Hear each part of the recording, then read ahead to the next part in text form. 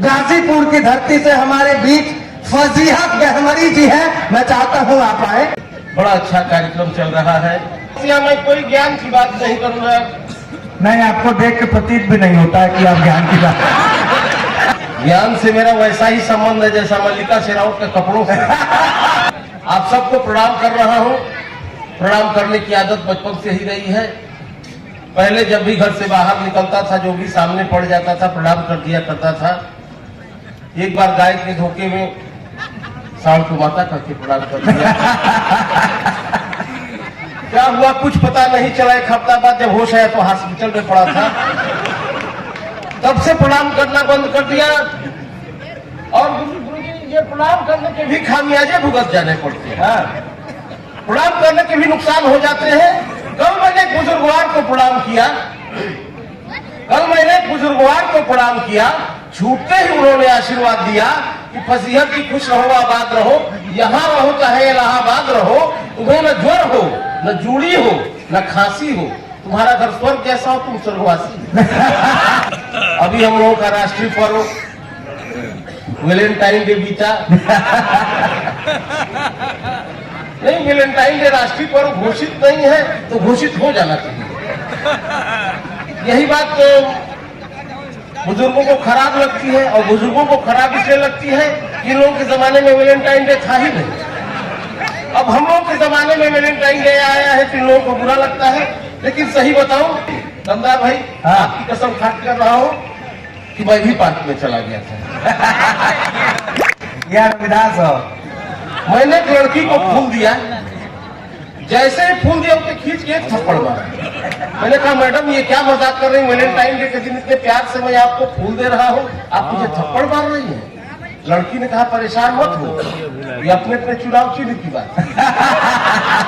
अब मजा लीजिएगा, तालियां बजाइएगा। लड़की ने कहा अपने अपने चुनाव चिन्ह की बात है, तुम्हारा चुनाव चिन्ह फूल और मेरा चुनाव चिन्ह। तालियां अपने है कि बाद में समझ में अच्छा हुआ लड़की का वैसी थी। अगर कम्युनिस्ट की होती तो थोड़ी देर बाद और समझ में कि ये भी अच्छा हुआ। अगर बसपा की होती तो फिर वैलेंटाइन डे के दिन उस पार्क से जो 4 पंक्तियां पैदा हुई, ज्यादा देर तक माइक पर है कि अपनी इज्जत आबरू खतरे में डालना नहीं चाह रहा हूँ। वैलेंटाइन डे के दिन उस पार्क से जो 4 पंक्तियां पैदा हुई आप तक रखता हूँ कि अपनी दिलकश अदाओं से निमंत्रण मूक देती है। वाह।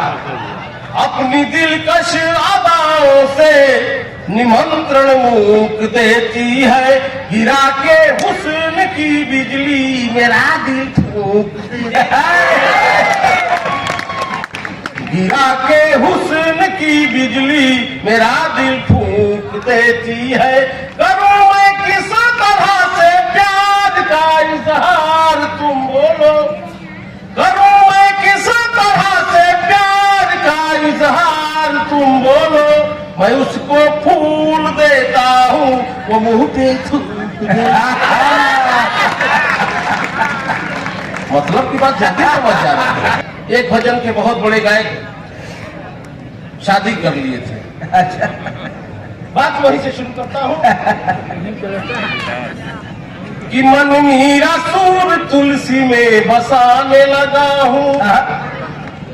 मन मीरा सूर तुलसी में बसाने लगा हूँ। पद भक्ति के रागों को गुनगुनाने लगा हूँ। पद भक्ति के रागों को गुनगुनाने लगा हूँ।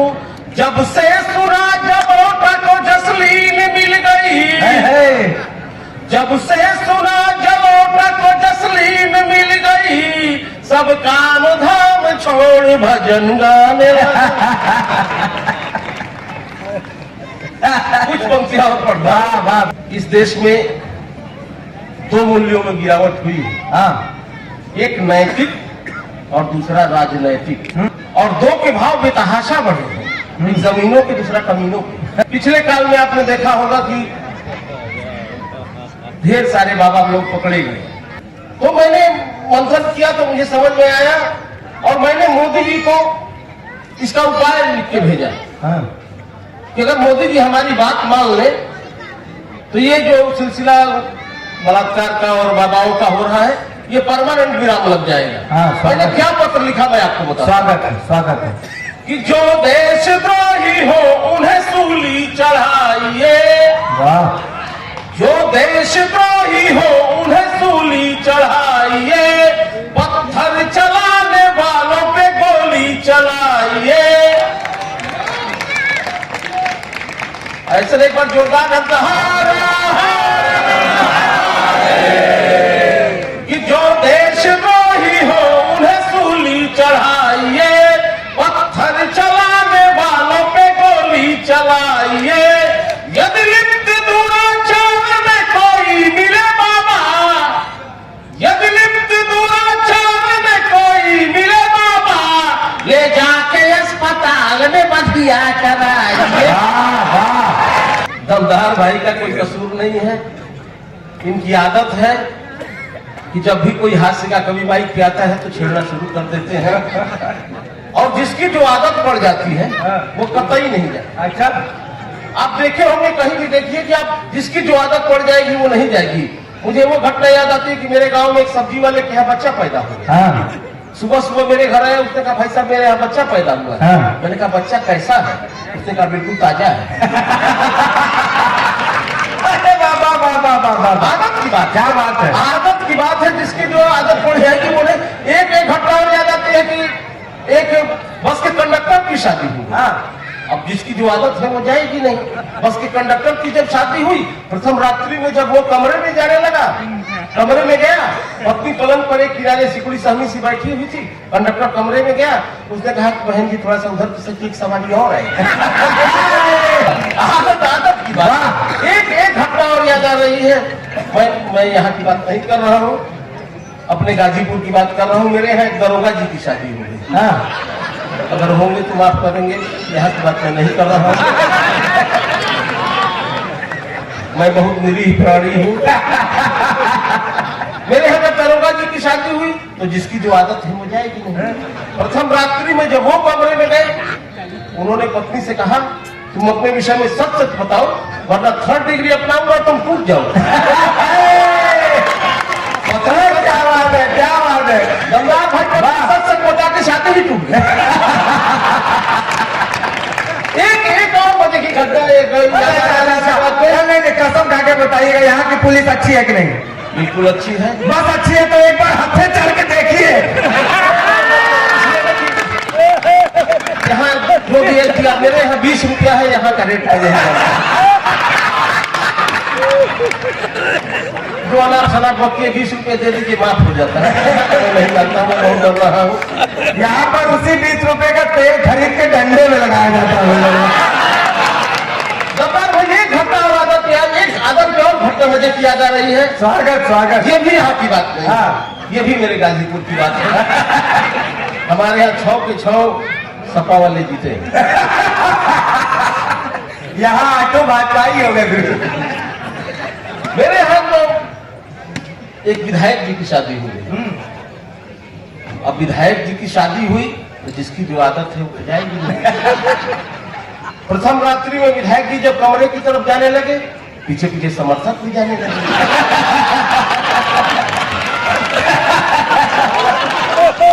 क्या बात है,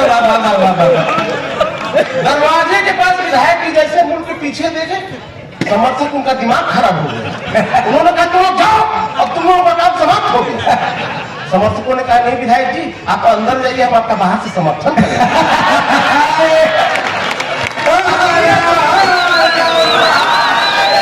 असली गालियां जब पहिए की थोड़ी देर बाद अंदर क्या हुआ मुझे नहीं पता। 10-15 मिनट बाद समर्थक नारा लगाना शुरू कर दिया, विधायक जी संघर्ष करो, हम तुम्हारे साथ। एक रचना पढ़ के मैं शहीद हो जा रहा हूँ। अक्सर दमदार भाई हमसे कहते रहते हैं कि फजीयत बड़ा बकबक बोलते रहते हो, बता सकते हो कि आदमी और भालू में क्या अंतर होता है? मैंने कहा दमदार भाई ये तो कोई बेवकूफ भी बता सकता है। बोले इसलिए तुमसे पूछ रहा है।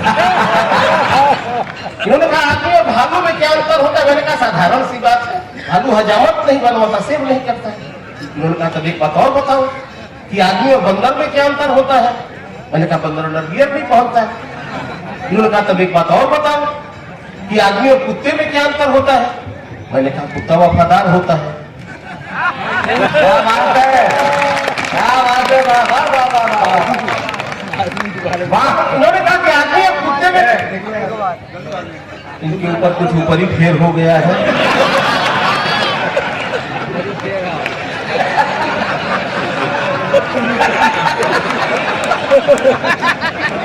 आप इस तरह से बैठ जाइए जैसे क्या पैदा ही न हुए। उद्धव भाई ने कहा कि आदमी और कुत्ते में क्या अंतर होता है? मैंने कहा कुत्ता वफादार होता है। उन्होंने कहा तब एक अंतिम बात बताओ कि आदमी और भ्रष्ट नेता में क्या अंतर होता है? और मैंने जो जवाब दिया, लगे कि मैंने सही जवाब दिया है।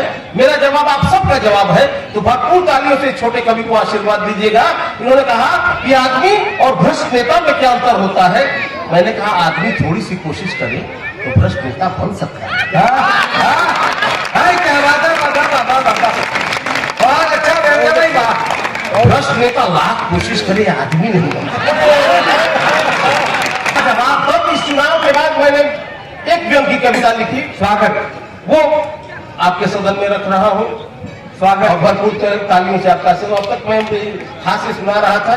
मुझे वो पूरी उम्मीद है कि आप व्यंग पे भी मुझे उतना ही आशीर्वाद देंगे जितना मुझे हास्य पर दिया। स्वागत, स्वागत। व्यंग की एक कविता पढ़ता हूँ कि सड़े टमाटर की तरह गिर गया भाव, सड़े टमाटर की तरह गिर गया भाव जब नेताजी हार गए चुनाव।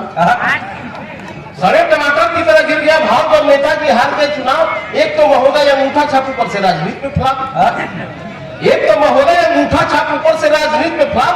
चपरासी की नौकरी भी मुंह मोड़ने लगी, उधर महंगाई कमर तोड़ने लगी। कुछ भी करने को थे तैयार, तभी अखबार में देखा एक सर्कस कंपनी का इश्तेहार।